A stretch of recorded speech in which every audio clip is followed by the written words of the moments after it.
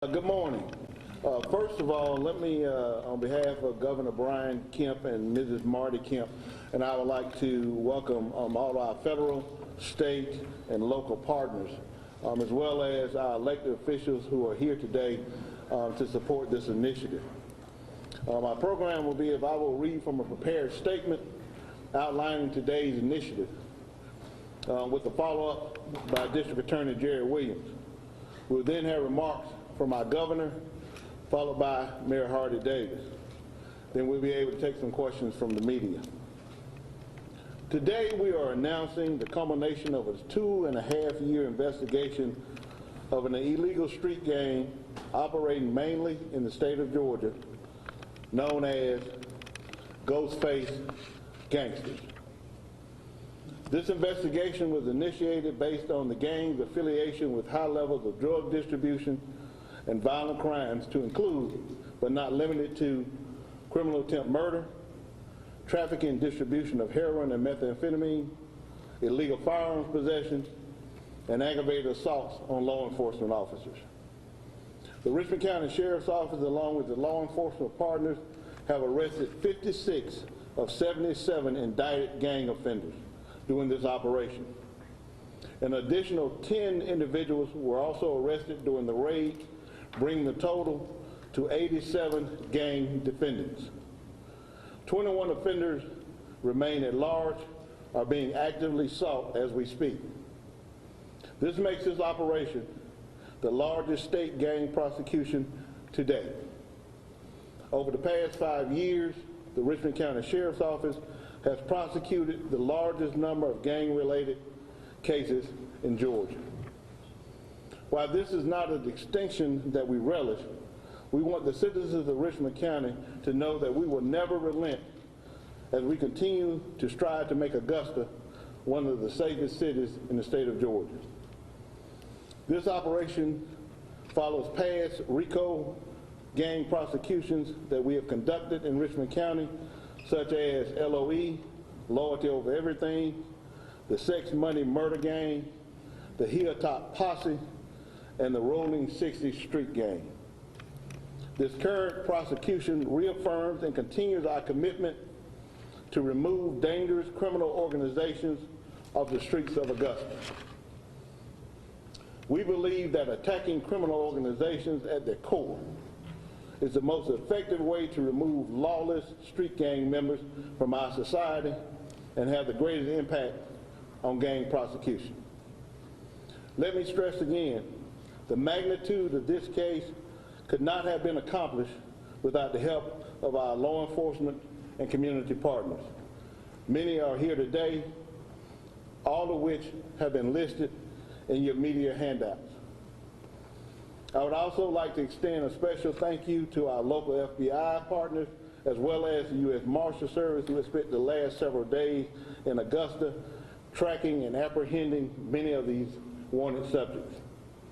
They have been an invaluable tool to us over the years, and I'm still lobbying to have a fugitive task force assigned here in Augusta.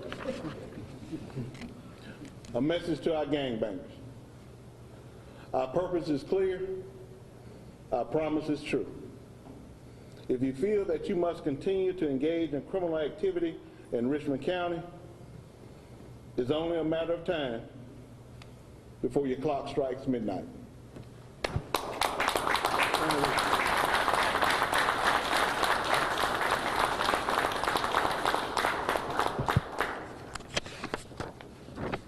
Thank you, Sheriff. My name is Jared Williams. I have the honor of serving as your district attorney. The Ghostface Gangsters are a prison gang with roots in white supremacy. They have no respect for human life. They have no respect for human dignity. They have no respect for the safety of our community. The Sheriff's Office has been surveilling them for years, and I want to thank Sheriff Roundtree and his outstanding gang task force. Two officers in general, or in specific I'd like to mention, if I may, Investigators Green and Sergeant Godden. They've done outstanding work. One of my first official acts as district attorney was to appoint Mr. John Regan to serve as special assistant to handle this gang indictment. He has done an incredible job, and I appreciate his efforts as well as those of the Prosecuting Attorneys Council. And I appreciate the hard work of those ordinary members of the community who sacrificed week after week as they served on the grand jury that returned this indictment. Everyone on this stage can agree that senseless violence has no place on our streets. I thank the governor and Mrs. Marty Kemp for being here to see the work that the Sheriff's Office and the District Attorney's Office are doing here in Augusta. This indictment encompasses 77 defendants with over 300 criminal acts. This was not just a white supremacist group having meetings. It was a criminal organization operating both within prison and outside on our streets. Sex trafficking, narcotics dealing, and committing acts of violence. I spent a year telling this community that kids belong in classrooms, not courtrooms, that justice is not one size fits all, and that we need to know the difference between the people we need to help out and the monsters we have to take out. For any gangster, trafficker, or killer who thought that applied to you, you're going to learn today. The sex trafficking must stop. The narcotics dealing must stop. The senseless violence must stop. And we will not stop until it does. Thank you, God bless you, and God bless this community.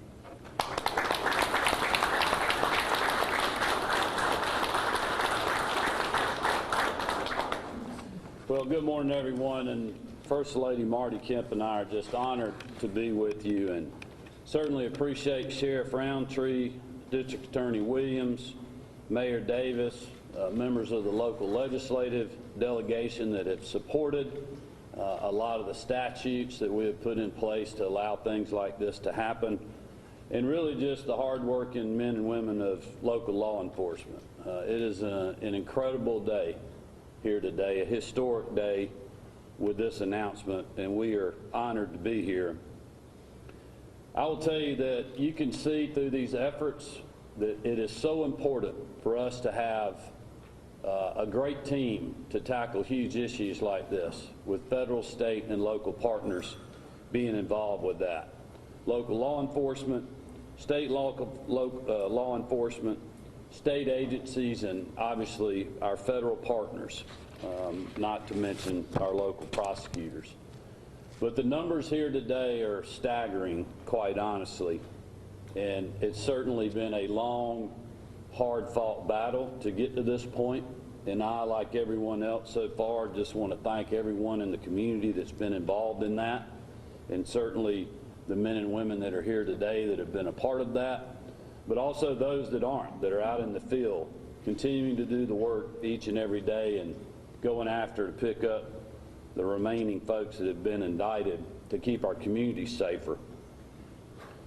You know, I campaigned on dismantling criminal street gangs over 3 years ago, and there were those in the media, mainly in Atlanta, who poked fun at this crisis that we had.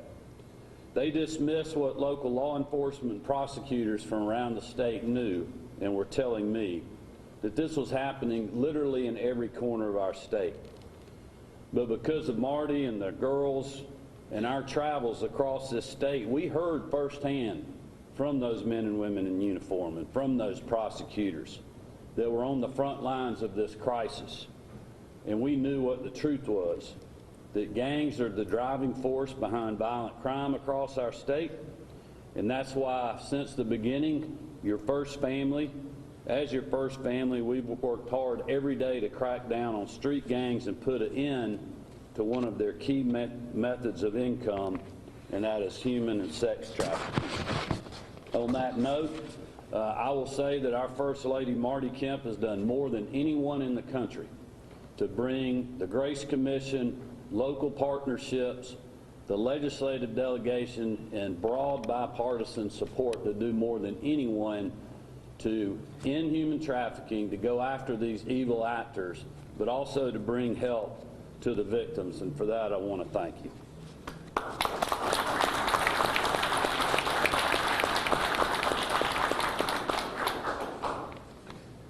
The Grace Commission has also worked in tandem with our gang task force within the GBI. I want to thank Director Reynolds and his team. I know members of that team are here today. to make sure that public safety priorities in Georgia will help us build a safer, stronger state. And given what we're seeing in Atlanta and other places, I don't think people need convincing anymore that we are facing a gang and violent crime crisis in our state, but also across the country. And that's why Marty and I are proud to be here today.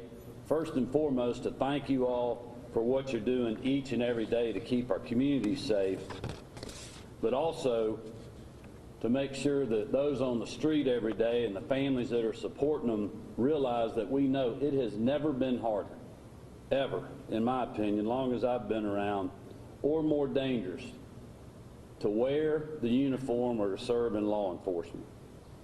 And we have your back, I want to assure you. We appreciate what you do. We continue to keep you in our prayers, and we will continue to support you as long as I'm in office. Second, I just want to congratulate you again on an incredible job. As I've said earlier, this mission has certainly been a team effort up to this point, and will continue to be a team effort moving forward.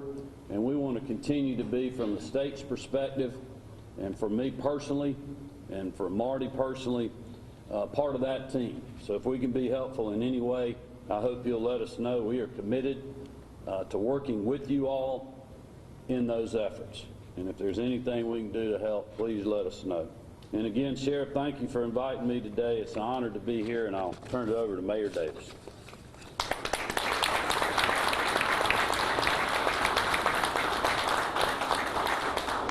Thank you, Governor Kemp. It's always a pleasure to have you in our city. First Lady Kemp, again, thank you for your tremendous leadership, particularly in the area of sex trafficking. Sheriff Roundtree, to your team and to the members of the GBI, the FBI, the U.S. Marshals, our District Attorney's Office, today is an amazing day.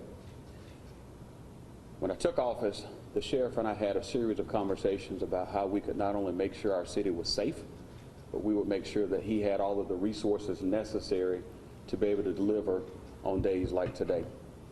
From 2018 to 2019, Operation Kibosh was in full effect to make sure that we take out the criminal element in our city and in our county.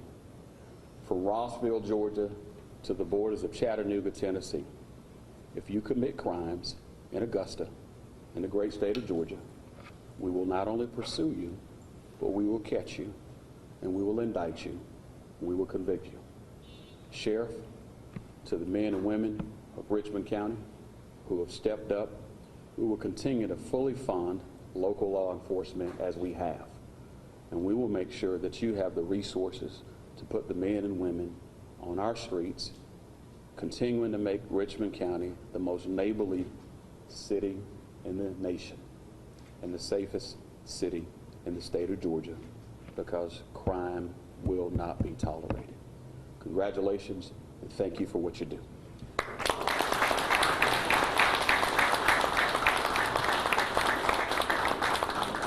We'll open up any questions from the media.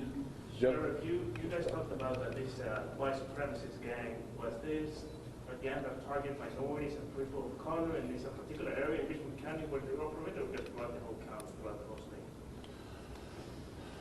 It started based on the white supremacist aspect, which drove the gangs together. Originally, it was 7 members who came together to start forming this about 20 years ago. So that became the initial ideology. But again, as you know, as crime expands, crime again has no color at that point when it comes to trafficking, guns, violence. So whatever means they need to get the gang flourishing, they use those. But again, the initial ideology started with the group that came together based on the principles of white supremacy. But we have seen other individuals who have been indicted in this are also a part of this organization. So again, even though we don't want to overshadow the fact that it, again, a white supremacist group started it, but it expanded throughout the state of Georgia all the way, like I said, into Tennessee and trying to get into some other states. Governor, you've had a series of these events around the state, you and Mrs. Kemp, ranging from street racing to guns, gangs, violence, and sex trafficking. Bottom line message.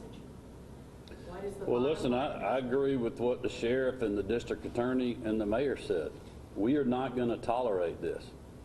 This, even though it's a historic day in the state. It's still just the beginning. We've only been working on this for 2.5 years from the state's perspective and the gang task force, and certainly the locals have been working on this case for a long time. But our message is very simple.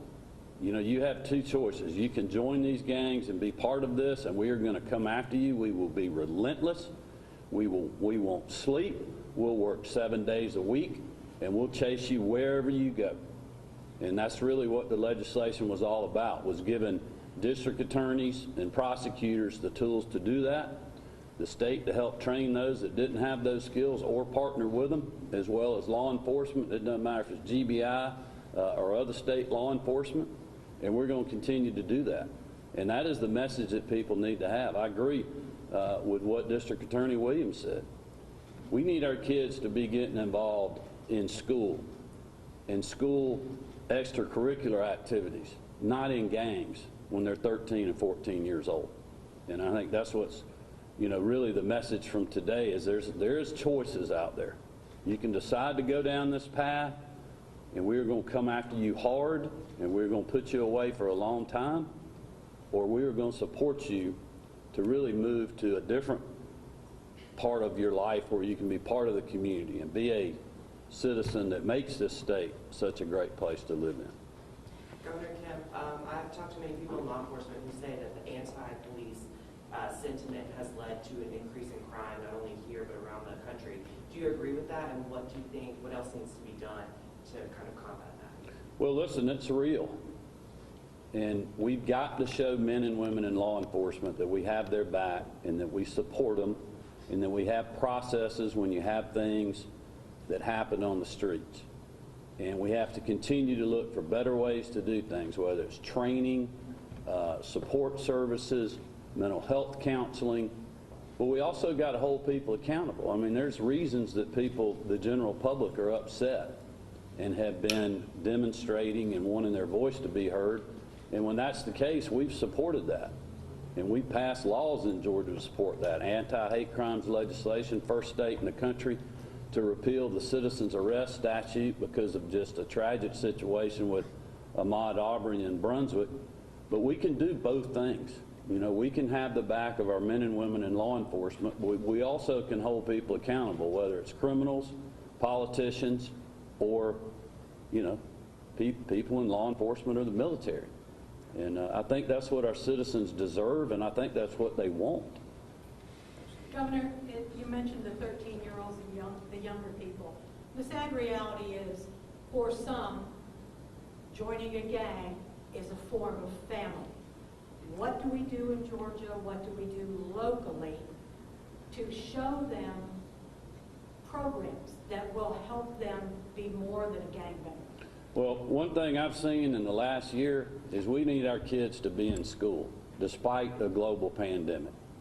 The data and the science says that's where they should be. I mean, I was talking to, you know, folks involved in K through 12 athletics, mainly high school last year, coaches, athletic directors from all over the state, all kind of different diverse communities that were saying, we have got to get our kids back in school.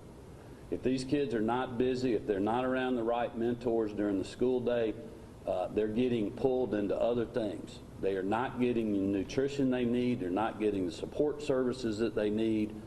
And so I think, to me, that's one of the biggest things that we face going into the fall. But also think it's up to the state for us to continue to work with the locals on, you know, how do we get to these kids? I mean, we just gave GEARS money, which was the money under the CARES Act that gave the governors education funding flexibility, and we had a little bit of money left over. I think it's about $13–15 million, and we gave that to the Boys and Girls Clubs statewide, and then they had a grant process where the locals could apply because they were one of the best organizations at doing after-school programs that they're going to do this summer, and this will go into next fall, so that these kids have an alternative to being part of that gang family. They can be part of the after-school program family where it's not just education, but it's, you know, physical health, mental health, mentorships, and other things. So we have to continue to work and build those bridges between, you know, really federal, state, local partnerships. DA Williams, what's next for these gangbangers and gangsters. And from your office, what's the next steps? What's the next process? And is there any concern with the backlog of cases in the courts that it might be a while until these people get their day in court? So the court process is long, but let me tell you, we have time for violent criminals. The next step will be an arraignment.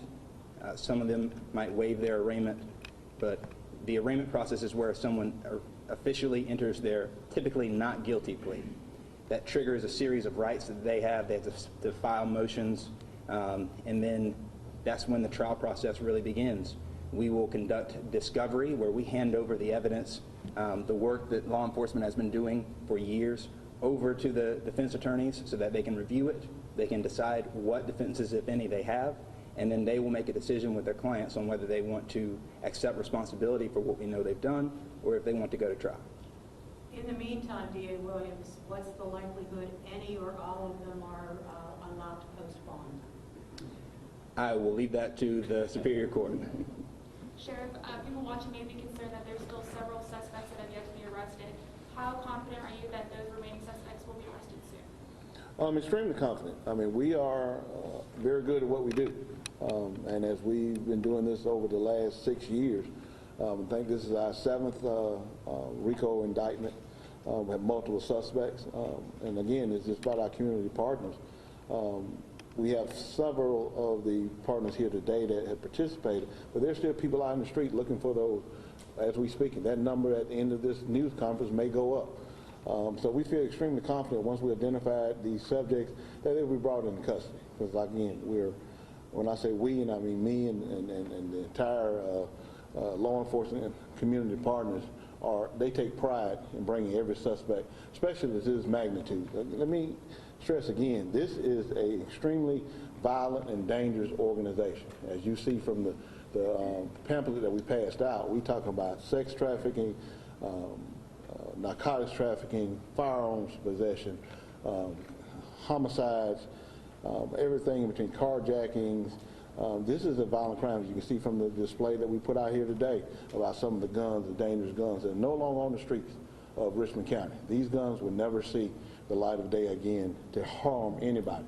And that should be the message. So the citizens of Richmond County, feel confident that we will get these others in custody. And Dan, I just wanted to go back on yours when you was talking with the governor, reinforce about the family and what do we do.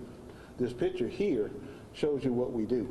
These elected officials and representatives here throughout the state, and that's one of the things that the governor said when we first get it. He said, can we invite our local legislation? Can we invite our partners? Can we invite elected officials? Because that is how we combat that atmosphere of do the kids have nothing else to turn to. These resources come from the state, from the local level, from the school board level. All of these have to come into play. This is not a law enforcement issue alone. We just spearhead it.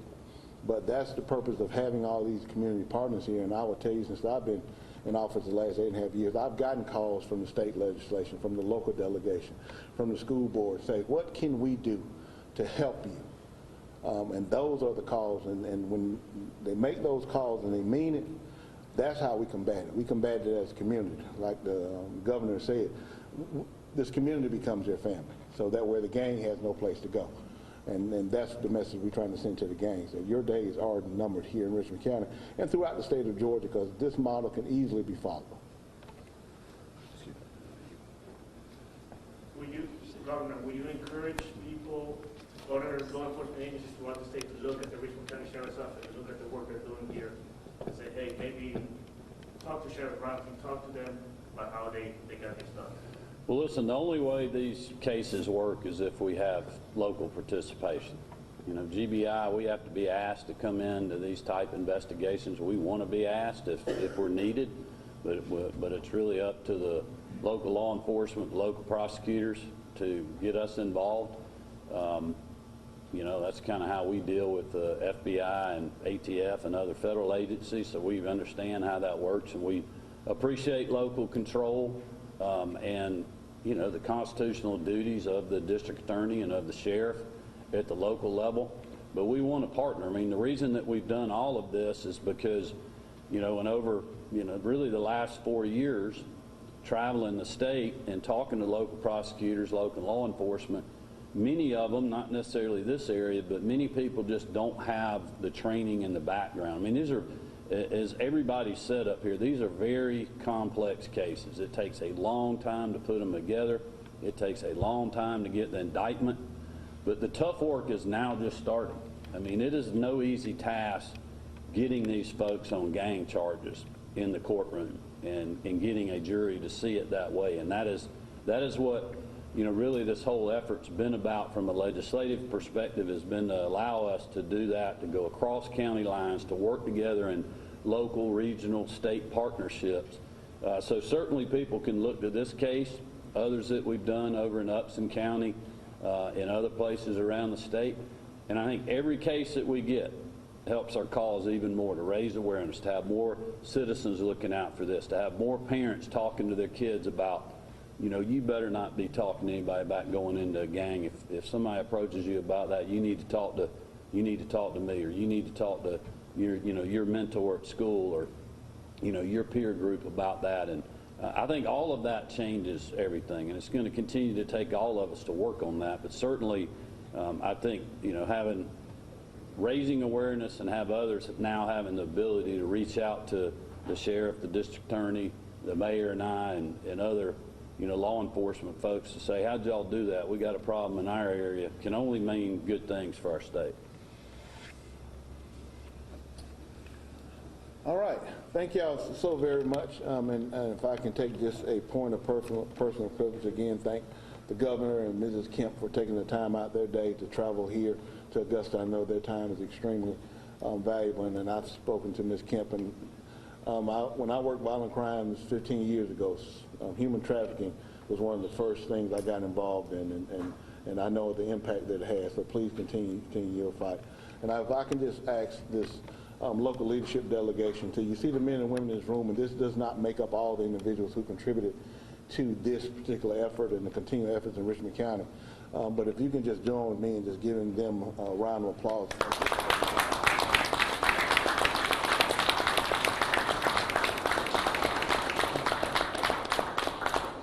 No other questions? Thank y'all so very much.